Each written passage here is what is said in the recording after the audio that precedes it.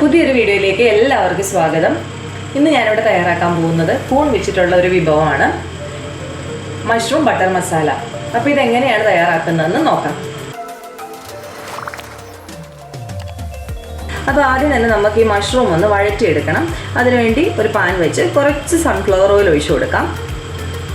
ഇതിലേക്ക് കുറച്ച് ബട്ടറും കൂടി ഇട്ട് കൊടുക്കുന്നുണ്ട്. അപ്പോൾ ഈ എണ്ണ ഇട്ടൊന്ന് ചൂടായി വന്നിട്ടുണ്ട്. ഇനി ഇതിലേക്ക് മഷ്റൂം ചേർത്ത് കൊടുക്കാനായിട്ട് പോവാണ്. മഷ്റൂം ഞാൻ ഇതുപോലെ ചെറുതായിട്ട് മുറിച്ചെടുത്തിട്ടുണ്ട്. ഇതൊരു 1/4 കിലോ മഷ്റൂം ഉണ്ട്. ഇത് ഈ എണ്ണയിലിട്ട് ഒന്ന് നന്നായിട്ട് വഴറ്റിയെടുക്കാം. അപ്പോൾ ഇതിൻ്റെ കളറൊക്കെ ഒന്ന് ചേഞ്ചായി വരുന്നുണ്ട്. ഇപ്പോൾ ഈ മഷ്റൂമൊക്കെ നന്നായിട്ട് വഴണ്ട് വന്നിട്ടുണ്ട്. ഇനി നമുക്കിത് ഈ എണ്ണയിൽ നിന്ന് കോരി മാറ്റാം.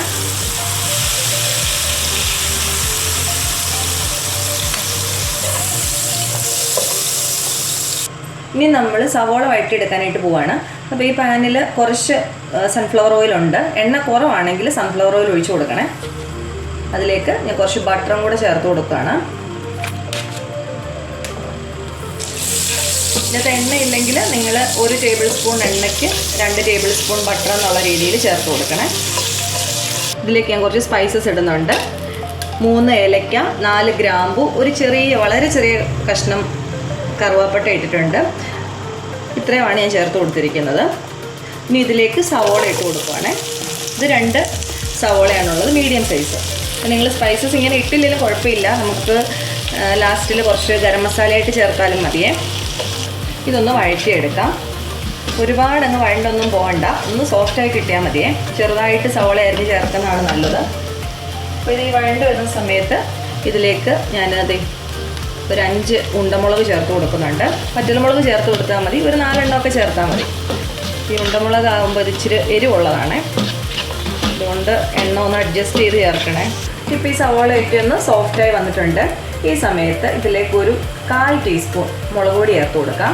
ഞാനിവിടെ കാശ്മീരി മുളക് പൊടിയാണ് ചേർത്തേക്കുന്നത്. ഇത് നമ്മൾ എരിവിന് വേണ്ടി ചേർക്കുന്നതല്ല, ഒരു കളർ കിട്ടാൻ വേണ്ടി ചേർക്കുന്നതാണ് കേട്ടോ. അതുകൊണ്ട് അധികം ഇടല്ലേ, കാശ്മീരി മുളക് പൊടി തന്നെ ഇട്ടാൽ മതി. ഇതൊന്ന് വഴറ്റിയെടുക്കാം.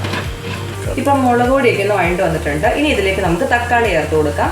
ഞാനിവിടെ ചേർത്ത് കൊടുത്തിരിക്കുന്നത് 2 ചെറിയ തക്കാളിയാണ്. ഇതിലേക്ക് ഒരു 7 കാഷ്യൂ നട്ട് കൂടെ ചേർത്ത് കൊടുത്തിട്ടുണ്ട്.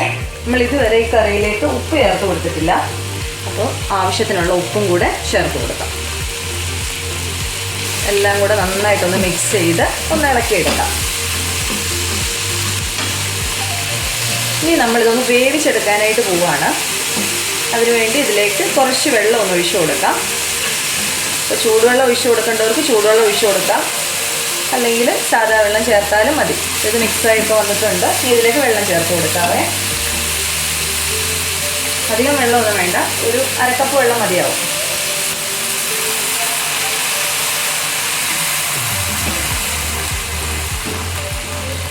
ഇനി ഇതൊന്ന് അടച്ചു വെച്ച് കൊടുക്കാവേ, വെന്ത് വരട്ടെ.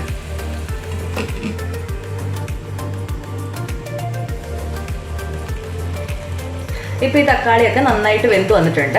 ഇനി ഇതിൻ്റെ ഫ്ലെയിം അങ്ങ് ഓഫ് ചെയ്യാം. ഇനി ഇത് ഇവിടെ ഇരുന്ന് ചൂടാറട്ടെ. നന്നായിട്ട് ചൂടാറിയതിന് ശേഷം നമുക്കിത് മിക്സിയുടെ ജാറിലേക്ക് ഇട്ടിട്ട് അരച്ചെടുക്കണം. എന്നിട്ട് ആ പേസ്റ്റ് കൊണ്ട് വേണം നമുക്കിനി ബാക്കി കറി ഉണ്ടാക്കിയെടുക്കാനായിട്ട്. ഇപ്പോൾ ഇതൊന്ന് ആറി വരട്ടെ.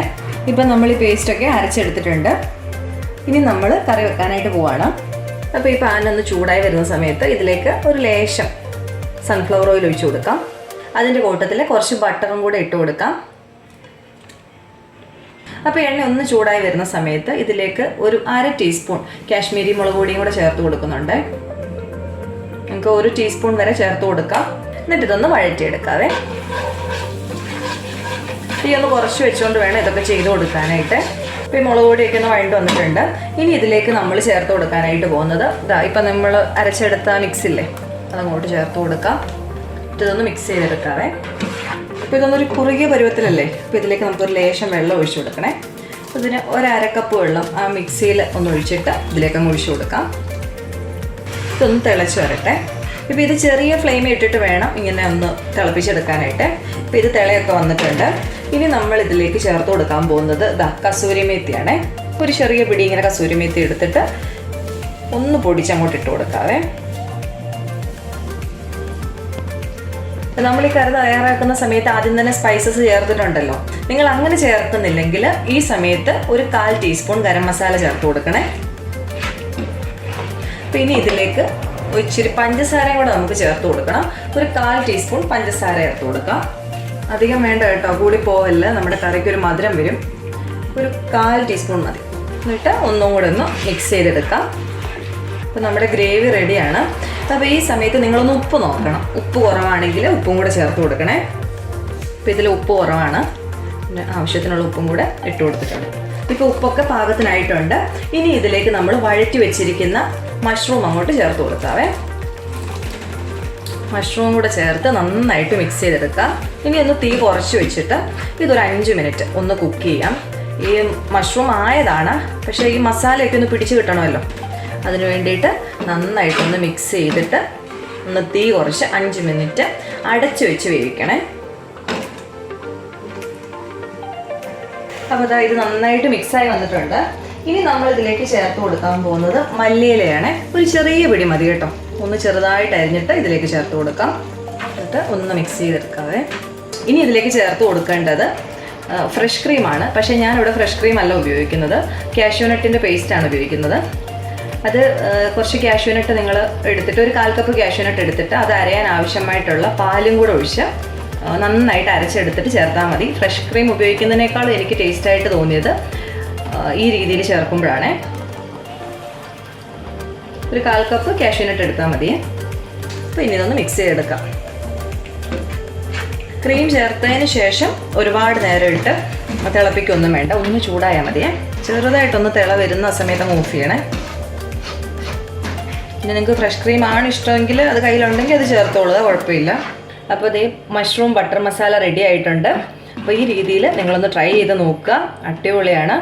അത് ചപ്പാത്തിയോടെയും പൊറോട്ടയോടെയും ഒക്കെ നന്നായിട്ട് പോകുന്നൊരു കറിയാണ്. അതുപോലെ ഫ്രൈഡ് റൈസ് ആണെങ്കിലും. അപ്പം വെജിറ്റേറിയൻസിനൊക്കെ ട്രൈ ചെയ്യാൻ പറ്റുന്ന അടിപൊളി റെസിപ്പിയാണ്. അപ്പോൾ നിങ്ങളെല്ലാവരും ഉണ്ടാക്കി നോക്കിയിട്ട് ഫീഡ്ബാക്ക് കൂടെ അറിയിക്കാൻ മറക്കല്ലേ. അപ്പോൾ അടുത്ത ദിവസം നമുക്ക് വേറെ റെസിപ്പിയായിട്ട് കാണാം. താങ്ക്